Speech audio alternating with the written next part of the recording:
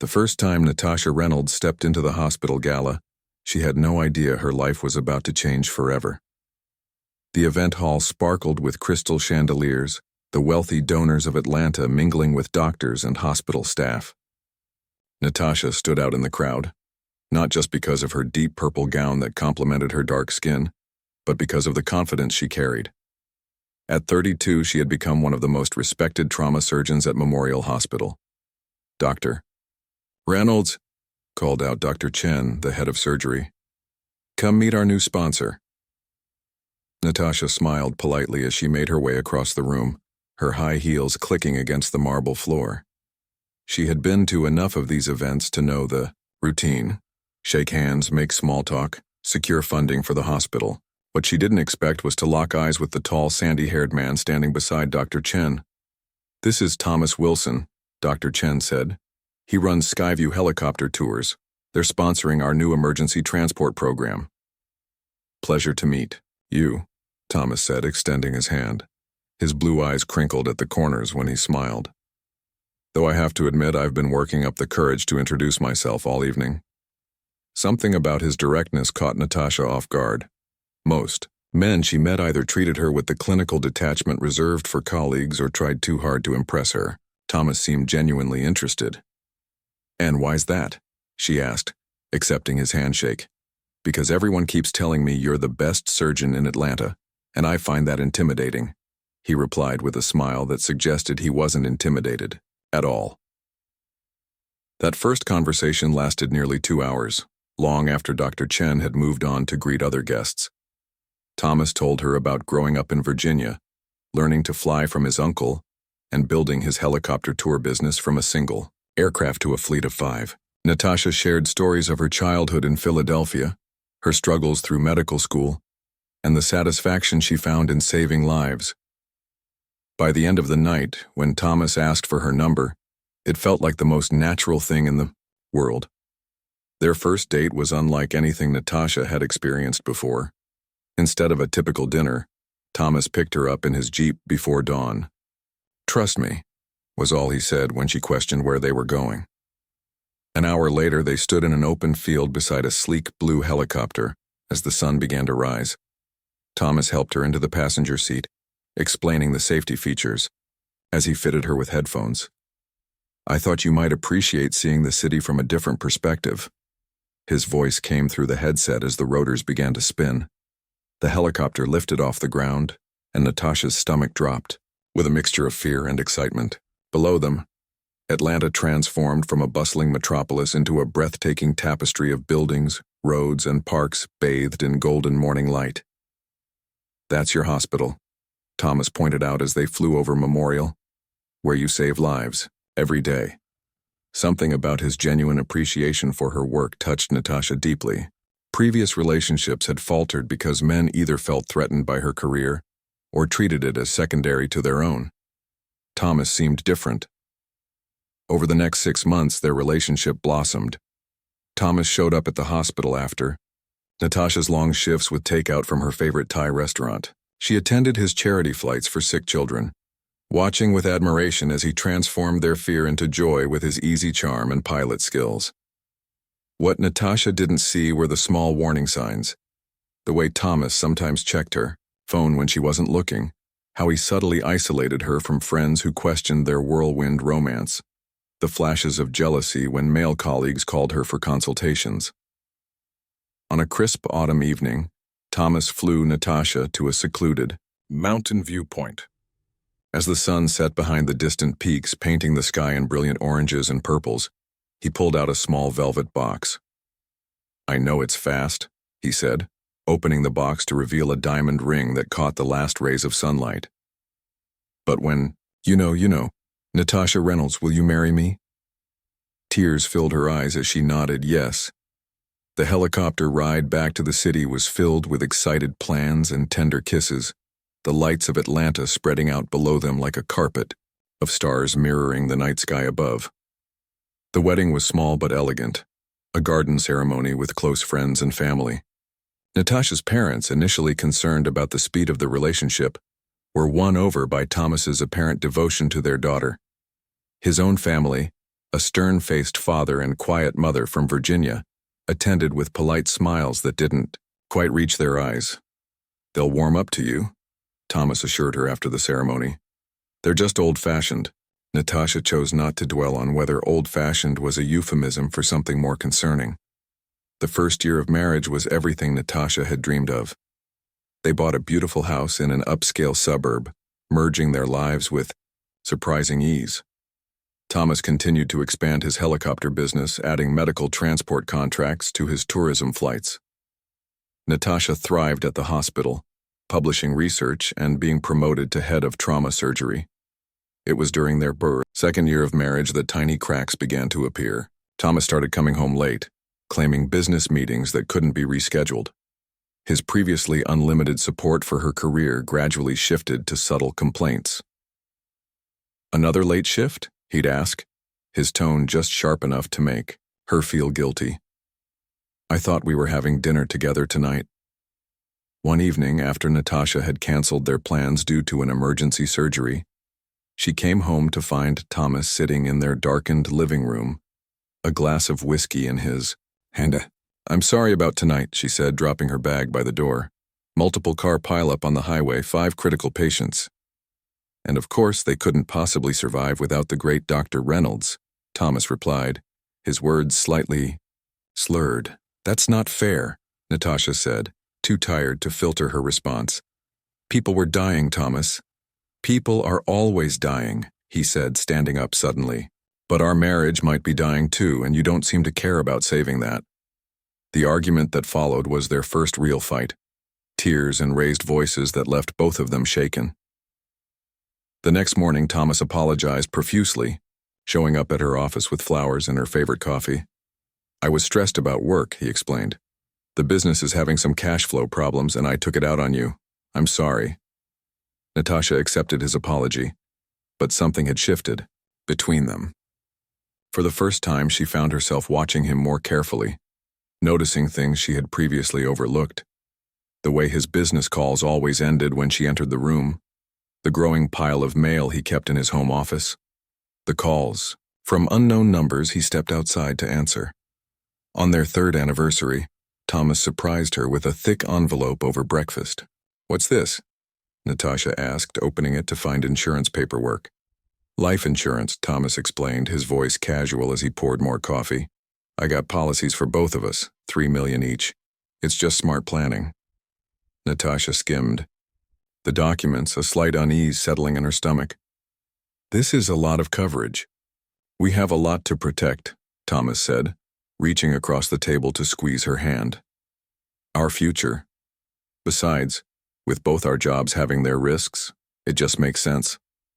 She signed the papers, pushing away the voice in her head that questioned why a helicopter pilot and a surgeon would suddenly need such extensive life insurance. A week later, Thomas suggested they update their wills as well. "All part of being responsible adults," he said with a smile that didn't quite reach his eyes. What Natasha didn't know as she signed those papers was that Thomas's business was not just experiencing cash flow problems, it was nearly bankrupt. The expansion into medical transport had required expensive equipment upgrades, and a recent accident with one of his tourism helicopters had sent insurance costs skyrocketing. The charming, successful businessman she had married was drowning in debt, with creditors calling daily. She also didn't know that Thomas had started researching helicopter accidents, specifically ones involving passenger falls, or that he had begun mapping remote flight paths over the Atlantic Ocean, areas where recovery operations would be particularly challenging, or that the life insurance policy she had signed contained a double indemnity clause that would pay out, twice the amount in case of accidental death. As spring turned to summer, Thomas became oddly attentive again, suggesting weekend getaways and surprising her with gifts. Natasha hoped they were finding their way back to the happiness of their early relationship. She didn't realize he was setting the stage, creating a public image of a devoted husband that would later prove useful. "I'm planning something special for our anniversary next month," Thomas told her one evening as they sat on their back deck, watching the sunset. "Something you'll never forget." Natasha smiled, leaning her head against his shoulder, unaware of the dark truth behind his words. that her husband was meticulously planning her death, calculating the odds of success, rehearsing his story of tragic accident and devastating loss. She didn't know that as she sat beside him, feeling his arm around her shoulders, Thomas was mentally counting the days until his financial problems would be solved with her insurance money. The perfect life Natasha thought she had built was balanced, on the edge of a precipice, and she had no idea she was about to fall. Thomas Wilson sat in his office, staring at the stack of bills on his desk. The final notice from the bank was on top, its red lettering impossible to ignore. 6 months behind on the business loan payments, 2 helicopters already repossessed, insurance costs that had tripled after the accident last year. His eyes drifted to the framed photo on his desk, Natasha in her surgical scrubs, smiling proudly on the day of her promotion. He picked up the frame, his fingers tracing the outline of her face. 3 years ago, marrying the successful doctor, Reynolds had seemed like the perfect solution to his growing money problems. Her income had kept them afloat for a while, but his debts were too massive and he had been too proud to tell her the full extent of his financial troubles. Thomas set the photo down and opened his laptop. His search history told a dark story. Helicopter accidents over water, survival rates of falls from aircraft, life insurance payout time after accidental death. Each search had led him deeper into a terrible plan that had started as a fleeting, desperate thought, and had now crystallized into something more concrete. The office phone rang, interrupting his thoughts. He glanced at the caller ID, another, creditor. He let it go to voicemail. His cell phone buzzed with a text from Natasha. Surgery running late. Don't wait up, Thomas typed back. No problem, love you.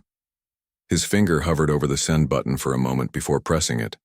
A small part of him, the part that remembered the man he used to be, felt sick about what he was planning. But that part was getting quieter every day, drowned out by panic and desperation. He pulled out a small notebook from his desk drawer. Inside were his calculations. The life insurance policy would pay out $6 million with the double indemnity clause for accidental death.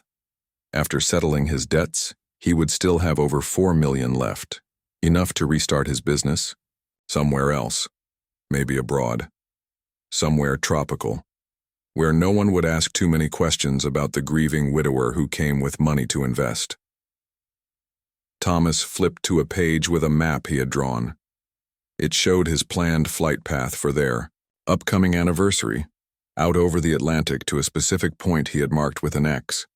He had already done the test flight twice, noting the lack of boats and the challenging water conditions that would make recovery operations difficult.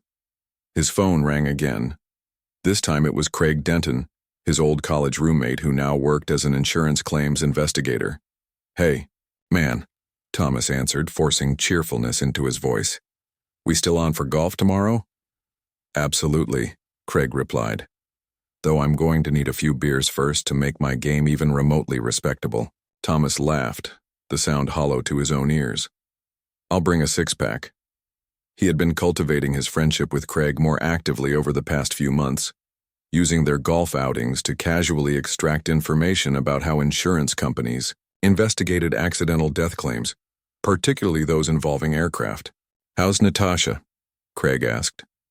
Lisa wants to have you guys over for dinner again soon. She's great, busy as always. Saving lives while I'm over here just trying to save my business, Thomas replied, the half-truth slipping out easily. After hanging up, Thomas closed his eyes, trying to quiet the voice in his head that kept asking if he was really capable of going through with this. 3 years ago, he would have been horrified at the very thought. But 3 years ago, he hadn't been facing financial ruin, hadn't felt the growing resentment each time Natasha was praised for her work while his business crumbled, hadn't lain awake at night wondering if she would leave him when she discovered how badly he had failed. The sound of the garage door opening pulled him from his thoughts. He quickly closed the notebook and slid it back into the drawer as Natasha's footsteps approached. She appeared in the doorway, still in her scrubs, looking exhausted, but smiling when she saw him. I thought you'd be in bed by now, she said, walking over to kiss his forehead. Just finishing some paperwork, he replied, standing up to embrace her. How was your day? Long, lost a patient on the table, she said, her eyes momentarily clouding with sadness.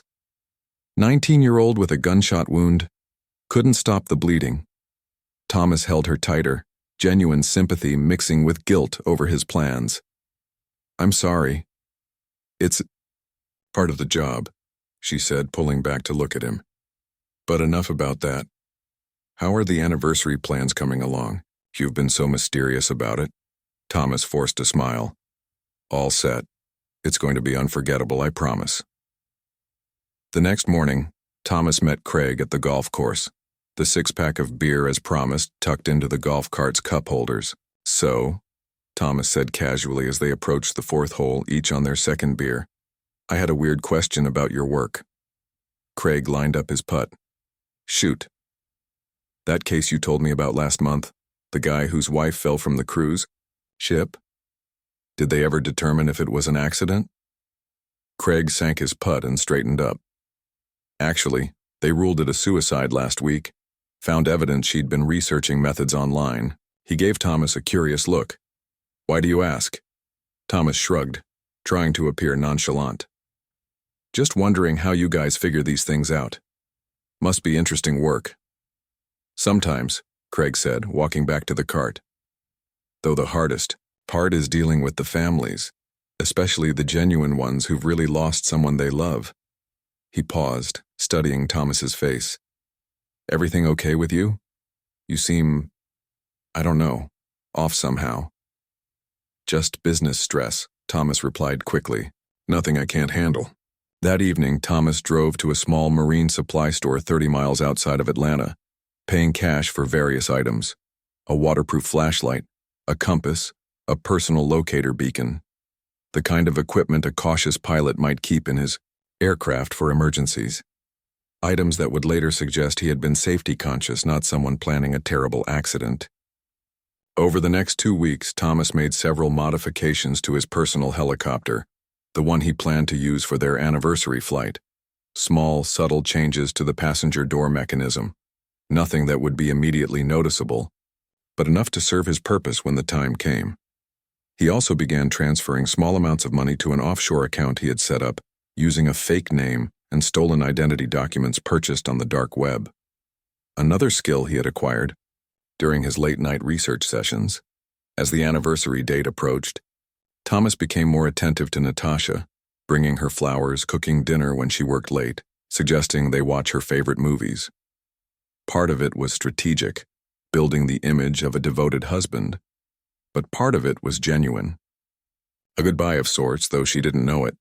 One night, as they lay in bed, Natasha turned to him, her expression serious in the dim light. Can I ask you something? Thomas felt a spike of anxiety. Of course. Are you happy with me?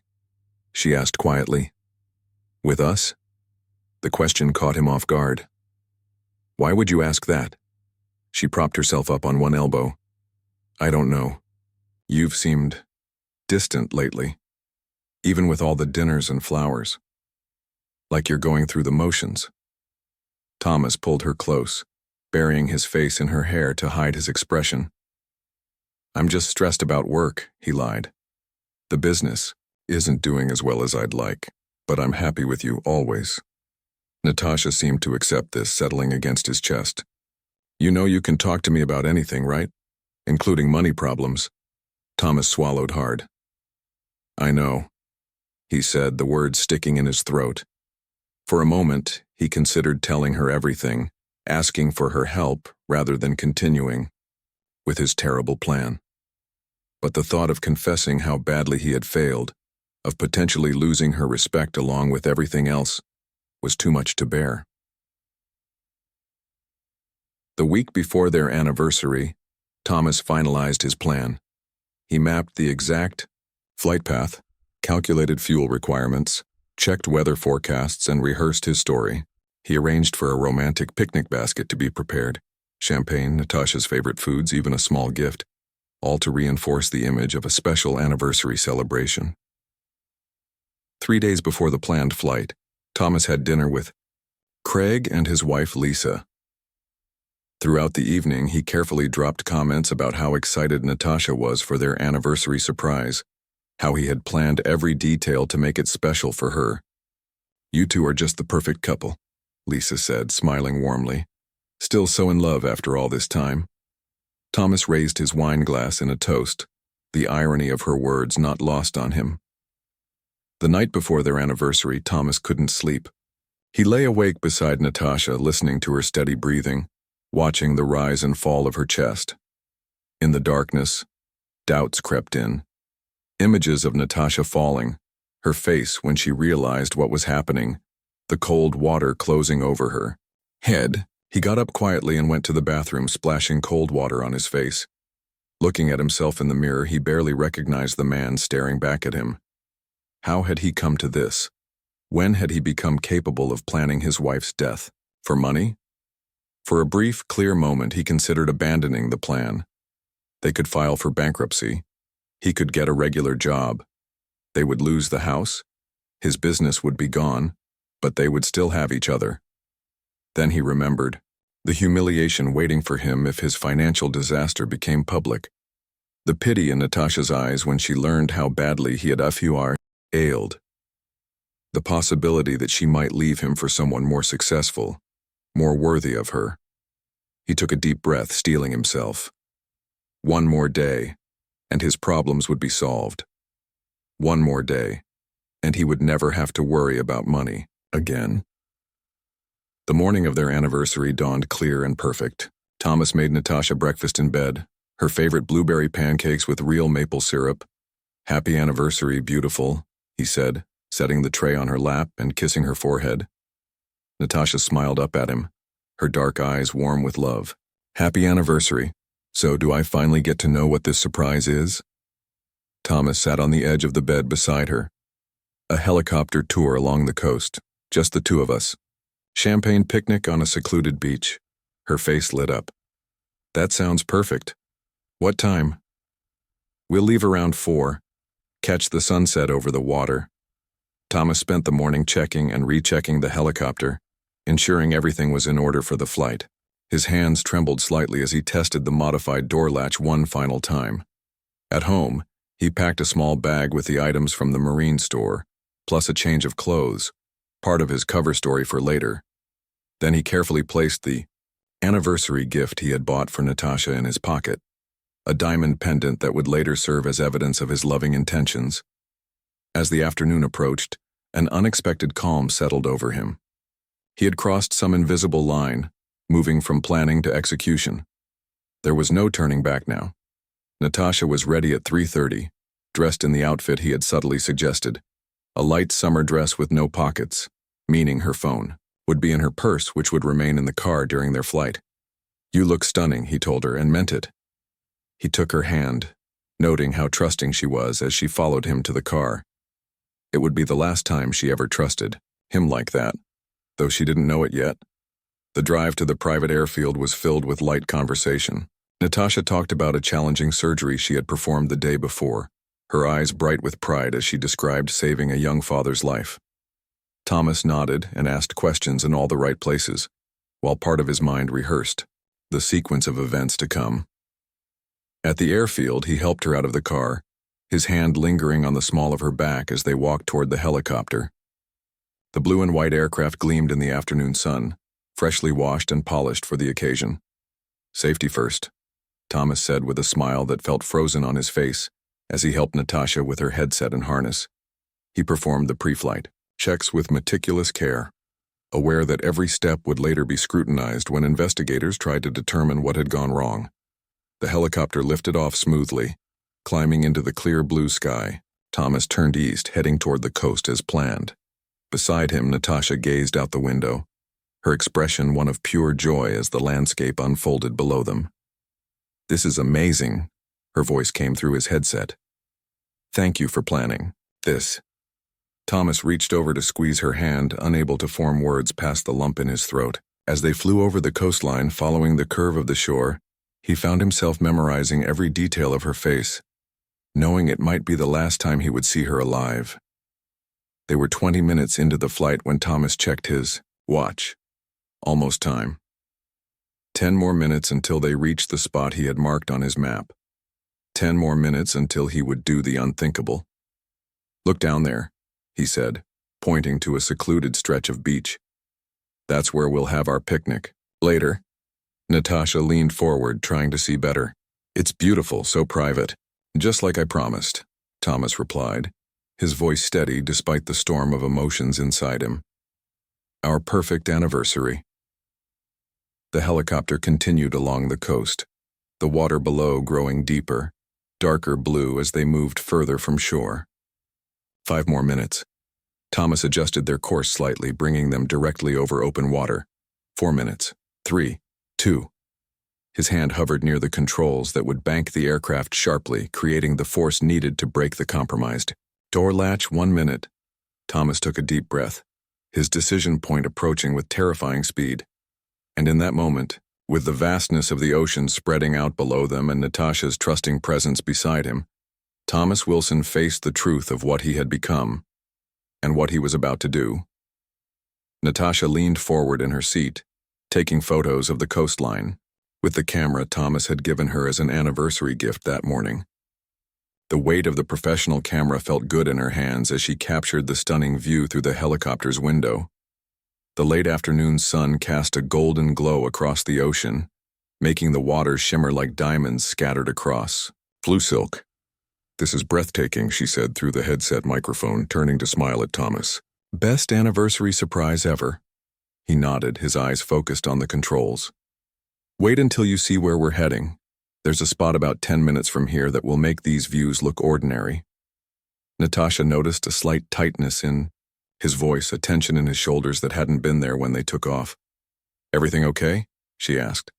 Just watching the weather, Thomas replied, gesturing toward some distant clouds. Nothing to worry about. She accepted his explanation and returned to photographing the scenery. After 3 years of marriage, she had learned to read Thomas's moods, and something felt off today. He had been overly attentive all week, almost desperately so.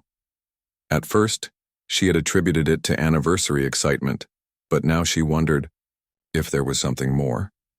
The helicopter banked slightly, heading further out over the open ocean. Natasha checked the time. They had been flying for about 25 minutes. Below them, the water had changed from the turquoise of the shoreline to a deeper, darker blue. No boats were visible now, just endless water stretching toward the Kyo horizon. Are we still heading to that beach you pointed out? She asked, suddenly aware of how far from shore they had traveled. Small detour, Thomas said. Trust me, it's worth it. Natasha settled back in her seat, trying to ignore the flutter of unease in her stomach. Trust had become a complicated thing in their marriage lately. The past year had brought subtle changes in Thomas. Mood swings, secretive phone calls, unexplained absences. She had convinced herself it was just stress from his struggling business. But sometimes in the quiet moments before sleep, other possibilities crept into her mind. She pushed those thoughts away, focusing instead on the beauty surrounding them. Whatever problems they had, they could work through them. They always had before. Thomas's voice broke into her thoughts. Take some pictures on this side, he suggested, pointing to her window. The light's perfect right now. Natasha unbuckled her harness and shifted in her seat to get a better angle, pressing the camera against the plexiglass window. Through the viewfinder, she framed a shot of the sun's reflection dancing across the waves. Perfect, Thomas said, his voice oddly flat. Now stay right there. Later, when she replayed this moment in her mind, Natasha would remember the strange emphasis he placed on those words. But in the moment, she was focused on capturing the perfect image, unaware that her husband was watching the GPS coordinates on the control panel, waiting for precisely the right location. The sudden, violent bank of the helicopter came without warning. One moment, Natasha was adjusting the focus on her camera. The next, the aircraft tilted sharply to her side. She fell against the door, the camera slipping from her grasp. Before she could react, she felt the door give way beneath her weight, not just unlatching, but swinging wide open as if it had been designed to fail. Time seemed to slow. She heard Thomas shout something that sounded like surprise, but his eyes told a different story. They were watchful, calculating. In that suspended moment between the door opening and her body sliding toward the void, Natasha saw the truth in those eyes. This was no accident. Her hand grasped desperately for something to hold on to, fingers scraping against the edge of the seat. But the angle of the helicopter and the sudden rush of wind conspired against her. The last thing she saw before falling was Thomas reaching toward her, his expression now carefully arranged into one of horror and shock. Then she was tumbling through empty air, the helicopter rapidly shrinking above her. The fall seemed both endless and instantaneous. Wind roared in her ears, tearing at her clothes, stealing her breath. The ocean below rushed toward her with terrifying speed. Some detached part of her medical mind calculated the height, approximately 3,000 feet. Terminal velocity, survival chances near zero. Another part of her mind, the part not paralyzed by terror, began working through what had just happened. The strange tension in Thomas's manner, the modified door that had opened so easily, the flight path taking them, far from shore and other boats, the life insurance policy he had insisted they both sign last year. The realization hit her with the same sickening force as the wind. Her husband had tried to kill her. As the ocean surface approached, Natasha's medical training kicked in. She forced her body into position, feet together, arms crossed over her chest, head tucked. It was the position taught to paratroopers to minimize impact damage. She had read about it once in a medical journal discussing survival cases. The impact when it came was beyond anything she could have imagined. It felt like hitting concrete at full speed, a sledgehammer blow that seemed to shatter every bone in her body.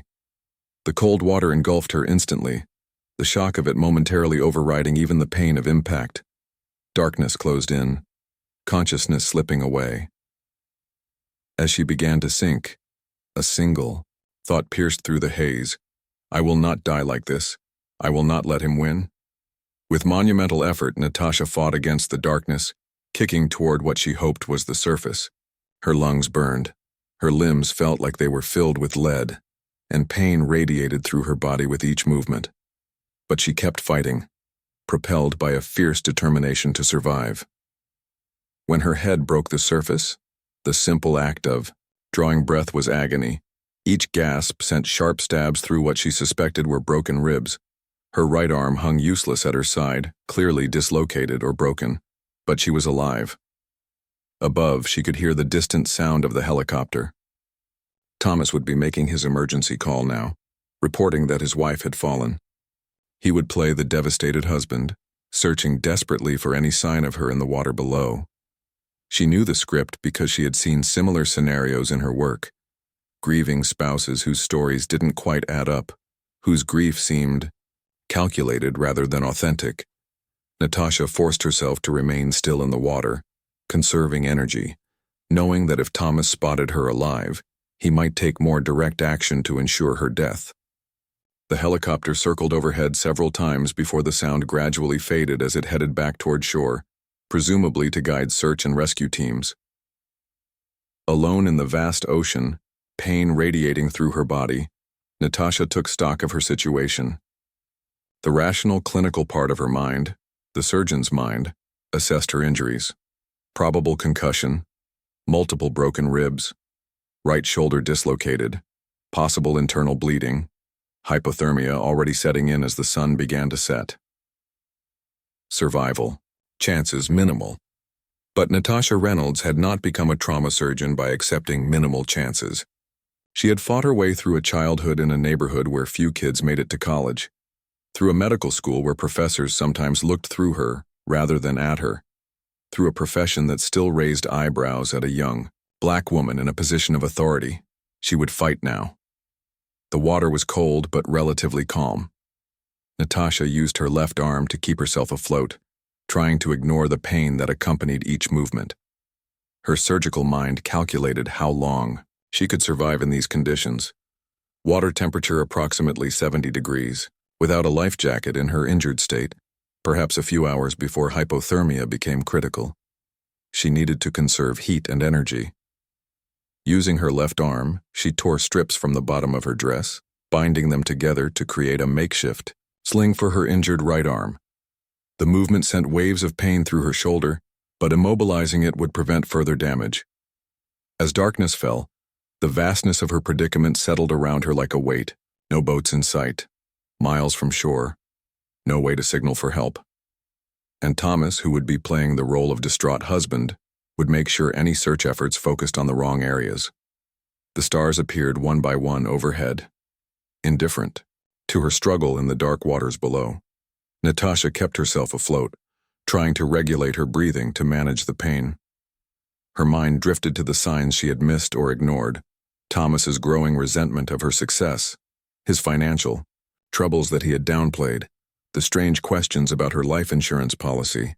How had she not seen this coming? She who prided herself on her perception, who could diagnose a patient's condition with a glance, had missed the deadly intentions of the man who shared her bed. Something bumped against her leg in the darkness, and fear shot through her. Sharks? But no, it was debris, a piece of what felt like plastic foam, perhaps from a shipping container or a broken boat part. Natasha grabbed it with her good arm, pulling it close. It wasn't large, but it provided some buoyancy, reducing the effort needed to stay afloat. The night hours passed in a blur of pain, cold, and determination.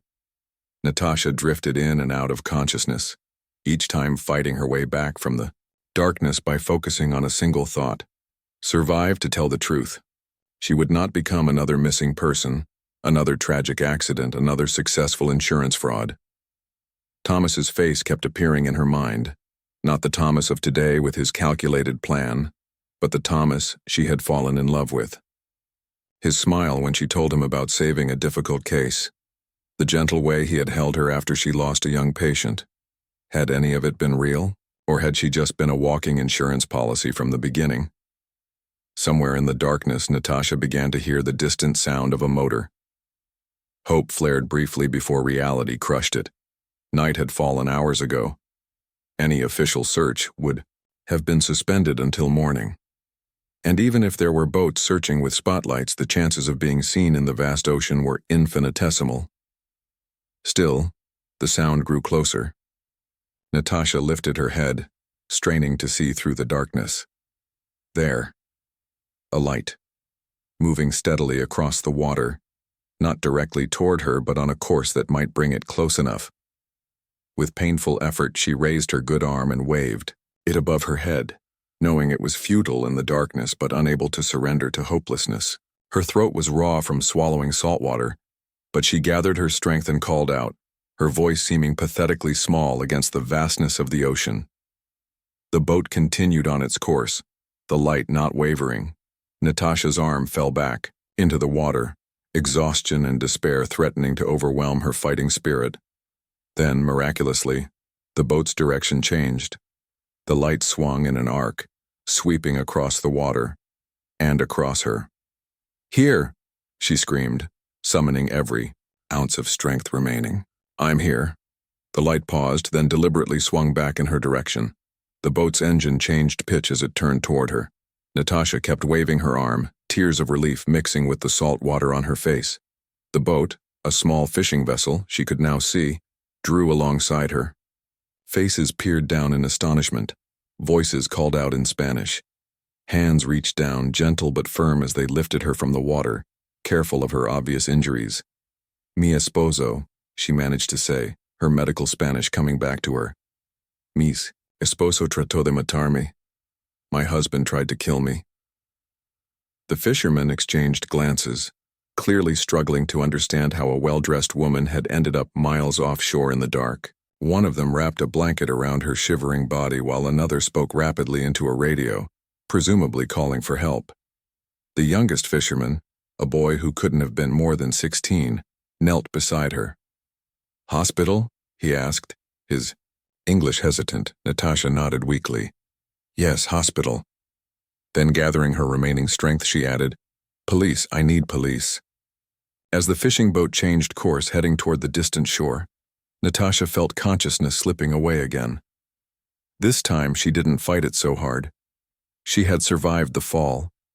She had survived the night in the ocean. She had been found, against all odds. Now she just needed to survive long enough to ensure Thomas faced justice for what he had done. The next hours passed in fragments for Natasha, the fishing boat reaching shore. Being transferred to an ambulance, the paramedics' voices urgent as they catalogued her injuries. The bright lights of the emergency room, doctors and nurses working over her, their faces showing the professional concern she knew so well from the other side. BP dropping. Get 2 units of O-neg. CT shows internal bleeding. We need to get her to surgery now. Who did this to her? That last question followed her as consciousness faded once more. Who did this to her? The answer was both simple and incomprehensible. The man who had vowed to love and cherish her. The man who had looked into her eyes that morning and wished her happy anniversary while planning her death. When Natasha next opened her eyes, the room was quiet except for the steady beep of monitors. Daylight filtered through partially closed blinds, creating strips of light across the white hospital blanket covering her. Her body felt heavy, disconnected, the pain now a dull throb rather than the sharp agony of before. The blessing of powerful painkillers. A nurse noticed her open eyes and moved quickly to her bedside. "Dr. Reynolds, can you hear me?" Natasha tried to speak, but her throat was too dry. The nurse lifted a cup with a straw to her lips, allowing her to take a small sip of water. "Hospital?" Natasha managed to whisper. "Memorial Medical. You're in the ICU," the nurse explained. "You've been unconscious for almost 2 days. 2 days." Thomas would have had time to perfect his grieving husband act, to begin the process of claiming her life insurance, to believe he had succeeded. "Police," Natasha said, her voice stronger now. "I need to talk to the police." The nurse's expression shifted subtly. "Your husband has been here the whole time," she said. "He's been devastated, barely leaving your side. He just stepped out to get coffee." Fear shot through Natasha, setting off one of the monitors beside her bed. Thomas was here, in the hospital, believing she was still unconscious. What would he do when he discovered she was awake and could tell what really happened? "No," she said urgently, trying to sit up despite the pain that flared with the movement. "You don't understand. He did this. He tried to kill me. Don't let him in here. Please." The nurse's expression changed from confusion to concern. She pressed the call button. "Dr. Reynolds, you need to stay calm. You've been through a terrible trauma. Sometimes that can cause confusion." "I'm not confused," Natasha interrupted, her voice gaining strength from desperation.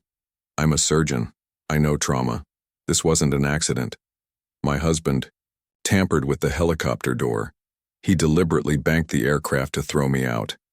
Please, you have to believe me." Footsteps sounded in the hallway outside her room. Natasha's heart rate spiked again, the monitor beeping more rapidly. If that was Thomas returning, the door opened and a doctor entered. Dr. Chen, the head of surgery and Natasha's colleague. Behind him came not Thomas, but 2 people in suits who carried themselves with the unmistakable posture of law enforcement. "Natasha," Dr. Chen said, his face showing relief at seeing her conscious. "You've got some visitors who've been waiting to speak with you." The taller of the 2 suited figures stepped forward, showing a badge. "Dr. Reynolds, I'm Detective Rivera with Major Crimes. This is my partner, Detective Wilson. If you're up to it, we'd like to ask you some questions about the incident." Relief washed over Natasha. They were already investigating. Perhaps Thomas's story hadn't been as convincing as he thought. "Where is my husband?" she asked. "Detective." Rivera exchanged a glance with her partner. "Mr. Wilson is currently being interviewed at the station," she said carefully. "Some inconsistencies have come up in his account of the accident." Accident. The word hung in the air between them. "It wasn't an accident," Natasha said firmly, looking directly into the detective's eyes. "And I can prove it." Detective Rivera pulled a chair close to Natasha's hospital bed, notebook in hand. The steady beep of medical monitors created a rhythmic backdrop to the tension filling the room. Dr. Chen had stepped out after checking Natasha's vital signs, leaving her alone with the 2 detectives. "I understand this is difficult," Rivera said, her voice gentle but professional. "But we need to hear exactly what happened from your perspective." Natasha adjusted herself slightly, wincing at the pain that radiated through her body despite the medication. The doctors had given her a full accounting of her injuries that morning: 4 broken ribs, a dislocated shoulder, a hairline fracture in her left ankle, internal bleeding that had required emergency surgery, and numerous contusions. The medical team had called her survival miraculous. "I'll tell you everything," Natasha said, her voice stronger than she expected. "But first I need to know what Thomas has been saying." Detective Wilson, who had been standing by the window, turned toward her. "Mr. Wilson reported that you unbuckled your harness to take photos despite his warnings not to do so. He claims the door malfunctioned when you leaned against it during a mild turbulence event." Natasha let out a bitter laugh that quickly turned into a grimace of pain. "That's partly true. I did unbuckle to take photos, but he suggested it. He specifically directed me to that side of the helicopter and told me to lean toward the window for a better angle." She paused, gathering her thoughts. "The door didn't just malfunction. When we reached a specific point over the ocean, far from shore, far from any boats, he deliberately banked the helicopter sharply, throwing me against the door." She described the moment in detail: the sudden tilt of the aircraft, the way the door had given way too easily, the look in Thomas's eyes that told her this was no accident. "He knew exactly what he was doing," she concluded. "This was planned." Rivera made notes without comment, her face giving nothing away. "You're suggesting your husband deliberately attempted to murder you by causing you to fall from the helicopter. That's a serious accusation. Do you have any idea why he would do this?" "The life insurance," Natasha said without hesitation. $3 million with a double indemnity clause for accidental death. He made me sign the policy last year."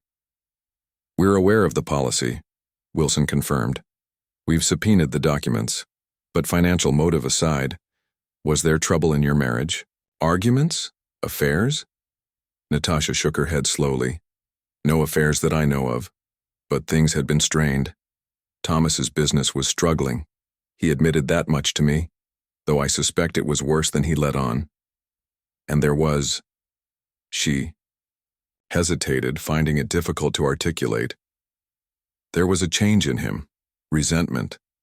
I think he couldn't handle that my career was thriving while his business was failing." "Had he ever been violent toward you before?" Rivera asked. "No," Natasha admitted. "Never physical. Just changing. More controlling. More secretive." She looked down at her bandaged hands. "I know how this sounds. The successful doctor wife claiming her charming husband tried to kill her. Like I'm paranoid or making excuses for an accident. Actually," Detective Wilson said, "we have reason to believe your account. That's why we're here." Natasha looked up in surprise. "What reasons?" The detectives exchanged glances before Rivera continued. "The search and rescue team found some inconsistencies in your husband's story. The coordinates where he claimed you didn't match the flight path data recovered from the helicopter's GPS. He reported the incident happened closer to shore than it actually did.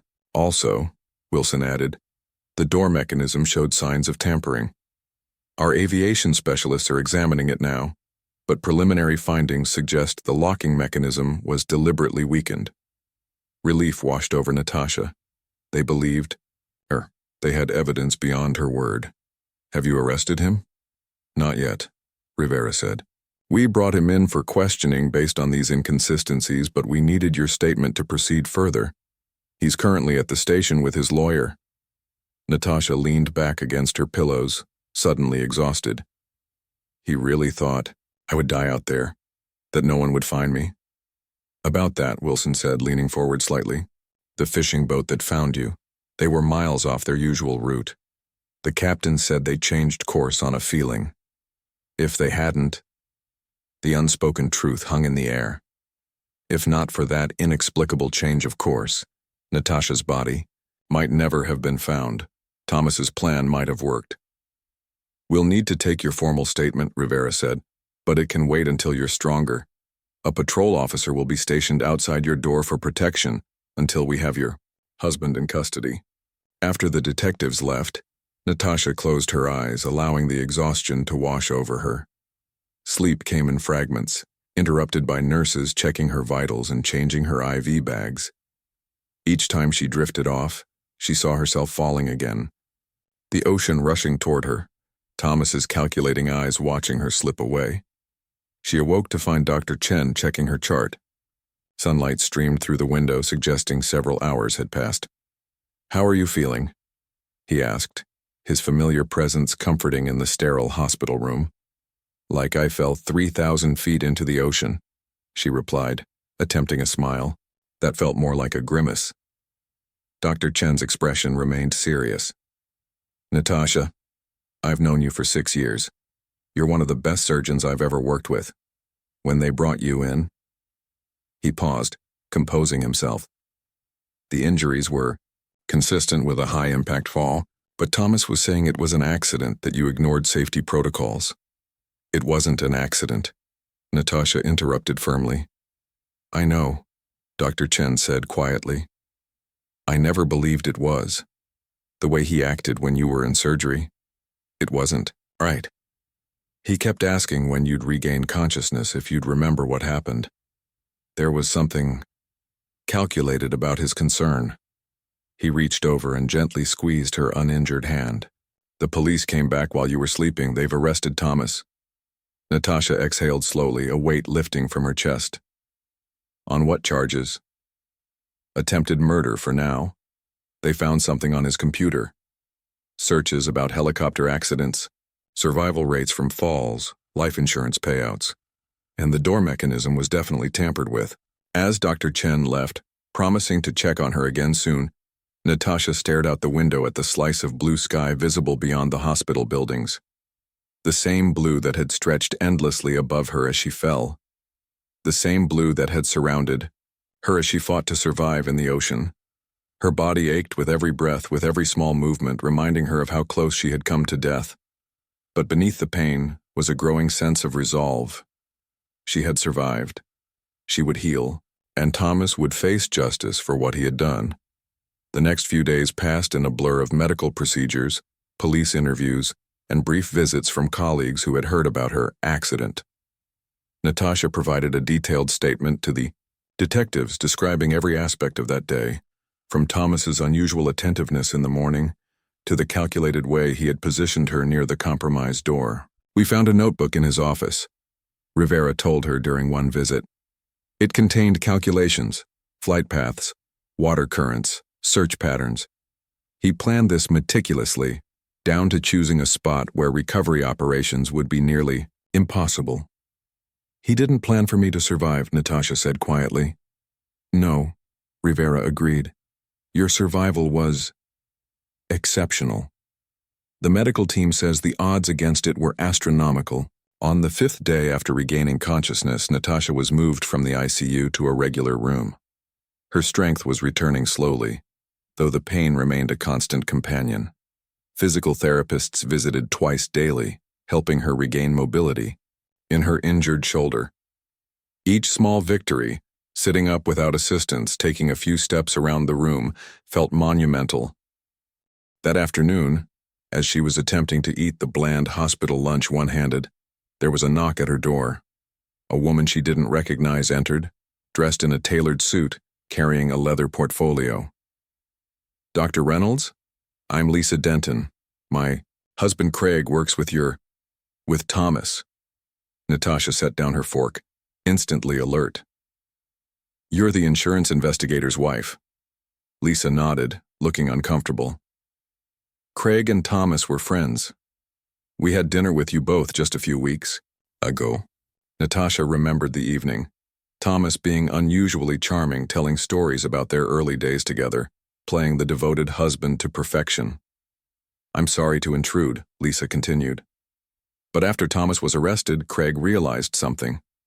Thomas had been asking him questions about insurance investigations, specifically about how companies determine if deaths are accidental or not. At the time, Craig thought Thomas was just interested in his work, but now he was gathering information," Natasha finished for her. "Learning how to commit the perfect murder." Lisa nodded, opening her portfolio and removing a business card.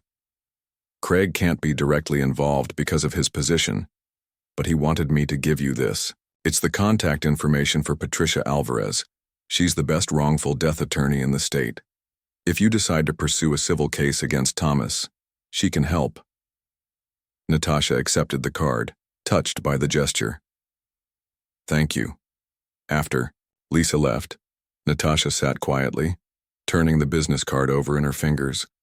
A civil case seemed so far removed from her current reality of pain and recovery. Yet it represented something important, a future in which she would not only survive but reclaim justice and her life. The next morning brought a new visitor, Detective Rivera again, but this time accompanied by a tall black woman in an impeccable suit. "Dr. Reynolds, this is District Attorney Vanessa Clark," Rivera introduced. "She's handling your husband's prosecution." DA Clark approached the bed, her handshake firm but careful of Natasha's injuries. "Dr. Reynolds, I wanted to meet with you, personally, to discuss the case against your husband." "How strong is it?" Natasha asked directly. "Very," Clark replied with equal directness. "The evidence is substantial. The tampered door, his internet search history, the financial motive, flight path discrepancies, and now your testimony. We're charging him with attempted first-degree murder, which carries a potential sentence of 25 years to life." "Has he confessed?" Clark shook her head. "No. He's maintaining that it was an accident, claims he loved you and would never hurt you." Something cold settled in Natasha's stomach. He's going to play the devoted, heartbroken husband. "That appears to be his strategy," Clark confirmed. "But juries are smarter than that, especially when presented with clear evidence. And you, Dr. Reynolds, make an exceptionally credible witness, respected surgeon. No history of mental health issues or reason to fabricate such accusations." Natasha looked down at her bandaged body. "When will I need to testify?" "The trial won't begin for several months. You'll have time to recover," Clark assured her. "But I should warn you, his defense will likely be aggressive. They may try to paint you as confused from the trauma, or suggest you had your own reasons for wanting out of the marriage." "I understand," Natasha said, squaring her shoulders despite the pain the movement caused. "I'll be ready." After the DA and detective left, a nurse came in to help Natasha with her afternoon physical therapy. As she painfully worked through the exercises to restore mobility to her shoulder, Natasha found herself reflecting on the long road ahead. Not just physically, but emotionally and legally. The man she had loved, had built a life with, had tried to kill her for money. Every memory of their time together was now tainted, requiring re-examination through this terrible new lens. Had any of it been real? Had he ever truly loved her? That night, unable to sleep despite the pain medication, Natasha asked a nurse to help her to the window. Looking out at the city lights, she thought about the moment in the ocean when she had decided to fight to survive. That same determination filled her now. She would not let Thomas destroy her, not physically, not emotionally, not in any way. The next morning, Natasha asked for her phone. With some difficulty, she composed a text to Dr. Chen. "When can I come back to work, even just for consultations? I need something normal." His reply came quickly. "When you're ready, your job is waiting for you. So are your patients. So are we." 2 weeks after her accident, Natasha took her first steps down the hospital corridor without assistance. The physical therapist walked beside her, ready to support her if needed, but Natasha was determined to do this on her own. Each step sent pain radiating through her healing ribs, but she pushed forward, focusing on the end of the hallway. A small group of hospital staff had gathered there. Nurses who had cared for her, fellow surgeons, even the hospital administrator. As Natasha approached, they broke into applause. The simple gesture brought unexpected tears to her eyes. "Welcome back to the land of the walking," Dr. Chen said, stepping forward to gently embrace her. "Not quite ready for surgery yet," Natasha replied with a small smile. "But you will be," he assured her. "You're making remarkable progress." Later that day, as Natasha sat in a chair by the window, Detective Rivera visited again, this time alone. "Thought you'd want to know," Rivera said without preamble. Thomas's business partner came forward, Apparently the company was not just struggling, it was bankrupt. Thomas had been hiding it from everyone, including his partner. There were massive debts, missed loan payments. They were weeks away from complete financial collapse. So his motive was even stronger than we thought, Natasha said. Yes. And there's something else. Rivera hesitated briefly. We found a rental agreement for an apartment in Costa Rica, starting next month. Paid in cash under a false name, but we were able to link it to Thomas. He was planning to disappear after collecting your life insurance. Natasha absorbed this information silently. The scope of Thomas's betrayal seemed to grow with each new revelation. He had not only planned her death, but his entire future without her. A future built on the money her death would provide. There's one more thing you should know, Rivera added, her expression softening slightly. The fishing boat that found you? We looked into how they happened to be in that area. The captain said he had a dream the night before, a dream about finding someone in the water. He changed their usual route because of it. Natasha felt a chill run through her. A dream? Rivera shrugged. I don't usually put stock in such things. But in this case, well, sometimes the universe works in strange ways. After Rivera left, Natasha remained by the window, watching the day fade into evening. She thought about the incredible chain of events that had led to her survival, her body position when hitting the water, her medical knowledge that kept her alive despite severe injuries, and finally, a fishing boat captain's dream that brought him to exactly the right place at exactly the right time.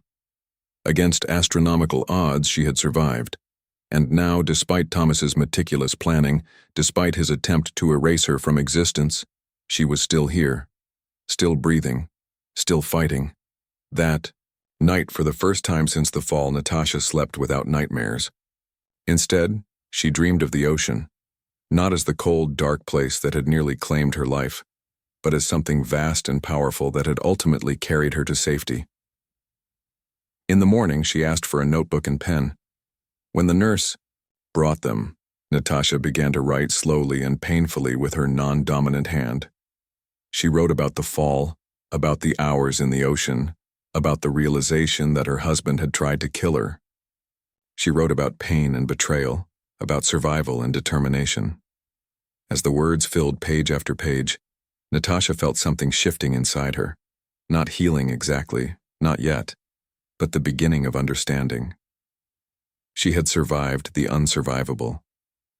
Whatever came next, the trial, the long physical recovery, rebuilding her life without Thomas, she would face it with the same determination that had kept her afloat in those dark waters. 3 weeks after being admitted to the hospital, Natasha Reynolds stood on shaky legs as a nurse helped her prepare for discharge. Her body was still healing. The doctors estimated it would be months before she could return to surgery, but she was well enough to continue her recovery at home. Except home was no longer home. The house she had shared with Thomas was now a crime scene, filled with memories she couldn't face yet. Instead, Dr. Chen and his wife had offered their guest house, a small but comfortable space where Natasha could heal in peace, with help nearby if needed. As the nurse wheeled her toward the hospital exit, hospital policy, despite Natasha's insistence she could walk, Detective Rivera appeared, holding a small box. They found this when they searched the helicopter, she explained, handing the box to Natasha. It's your wedding ring. It must have fallen off during the fall. Natasha opened the box, looking at the platinum band that had once symbolized love and commitment, now tarnished by betrayal. What should I do with it? She asked quietly. Rivera's expression softened. Whatever helps you heal, Dr. Reynolds. Whatever helps you move forward. Outside the hospital, the afternoon sun felt warm on Natasha's face. Dr. Chen waited beside his car, ready to drive her to her temporary new home.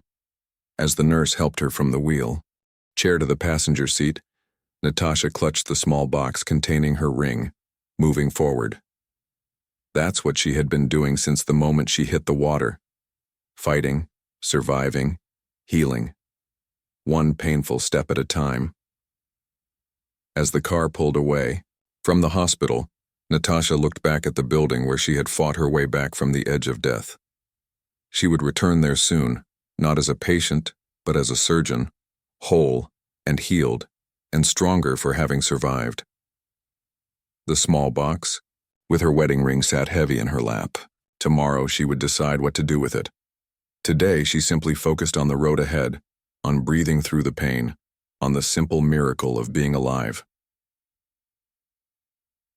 6 months after falling from the helicopter, Natasha Reynolds stood at the courthouse steps, her hand resting lightly on the arm of District Attorney Vanessa Clark. Though her physical therapy was progressing well, she still relied on a cane for longer walks, and today would require all her strength. It was the first day of Thomas Wilson's trial. "Are you ready for this?" Clark asked, studying Natasha's face. Natasha took a deep breath, feeling the familiar twinge in her still healing ribs. "As ready as I'll ever be." The courthouse bustled with activity. News of the case had spread beyond local media, capturing national attention.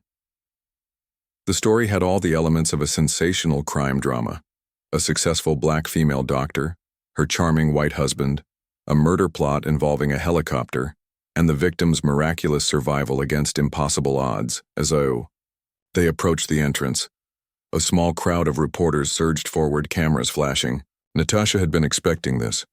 Clark had warned her that the case had become a media sensation, but the reality was still jarring. "Dr. Reynolds, how does it feel to face your husband today? Do you believe race played a role in the attempt on your life?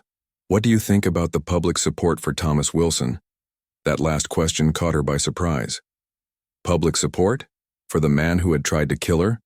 Clark guided her firmly past the reporters without responding, leading her into the relative quiet of the courthouse. "Ignore them," the DA advised. "Some people have been taken in by Thomas's act, the devastated husband who just wants his confused wife to remember what really happened.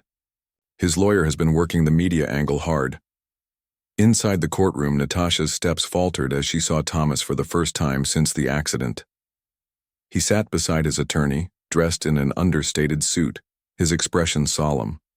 When he spotted her, his face transformed, eyes widening, a look of desperate hope washing over his features. "Natasha," he called out, half rising before his lawyer placed a restraining hand on his arm. "Please, can we just talk?" Clark moved protectively, closer to Natasha. "Remember, this is all for show, for the jury, for the media. Don't engage." Natasha nodded, tightening her grip on her cane as she made her way to her seat.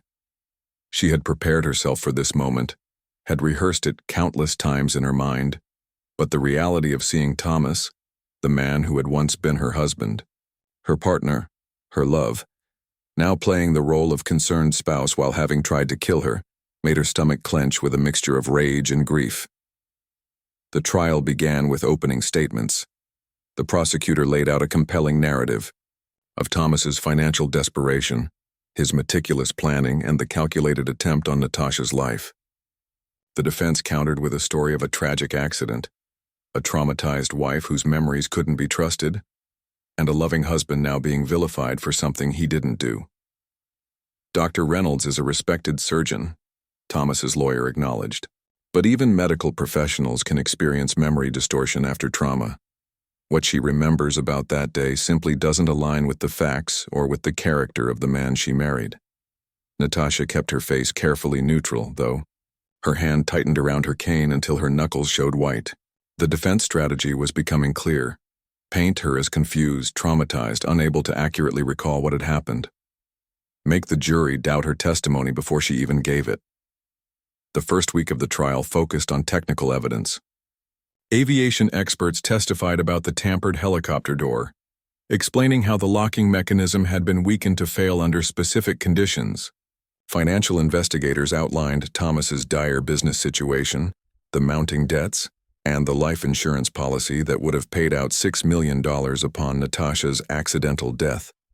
Computer forensic specialists presented Thomas's search history, queries about helicopter accidents, survival rates for falls from heights, ocean currents, and life insurance investigations.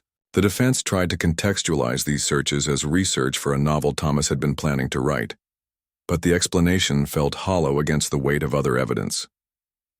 Throughout it all, Natasha sat quietly, observing the man she had once loved as he maintained his performance of innocence and concern. Occasionally, she would catch him looking at her with an expression she couldn't quite define, something between pleading and calculation, as if he were still trying to figure out how to manipulate this situation to his advantage. On the 8th day of the trial, it was Natasha's turn to testify. As she made her way to the witness stand, leaning slightly on her cane, she felt the weight of every eye in the courtroom. This was the moment everyone had been waiting for, the confrontation between alleged victim and alleged perpetrator. After being sworn in, Natasha settled herself in the witness chair, adjusting her position to minimize the discomfort in her still healing body. Clark approached, her manner both professional and compassionate. "Dr. Reynolds, could you please tell the court about your relationship with the defendant?" Natasha took a deep breath and began to speak, her voice steady despite the emotions churning inside her. She described meeting Thomas at the hospital gala, their whirlwind romance, and their seemingly happy marriage. She spoke of the subtle changes in his behavior over time, the increasing secretiveness, the growing resentment of her success.